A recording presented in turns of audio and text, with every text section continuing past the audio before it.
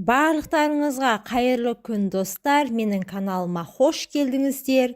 Сіздермен Аллаға жақын ететін 7 амалмен бөлісемін. Ендеше видеоның соңына дейін қараңыздар. Бірінші, Құран оқу. Күнде кемі 2-3 бет Құран оқу Алланы еске алудың ең абзал жолы. Арабша оқи алмасаңыз, қазақша аудармасын түсініп оқуды бастаңыз. Екінші, Алланы еске алатын адамдармен бірге болу. Бос әңгімеден аулақ болу. Ортақ тақырыбыңыз құлшылық ету. Алла разы болатын амалдар орындау, әрі сол жолда бір-біріне демеу болу Аллаға жақын ететін істердің бірі екені рас. Үшінші, шынайы тәубе ету.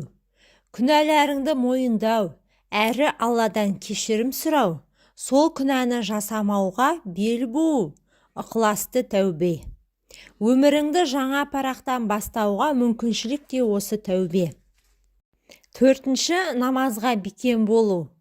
Аллаға жақын ететін ең әдемі құлшылық ол намаз.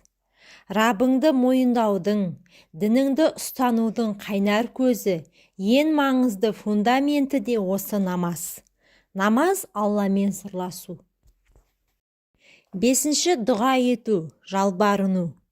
Дәл қазір сіз үшін мүмкін емес болып тұрған нәрсені бар көңіліңізбен әбден сеніп тұрып, толық иман ете отырып Алладан сұраңыз.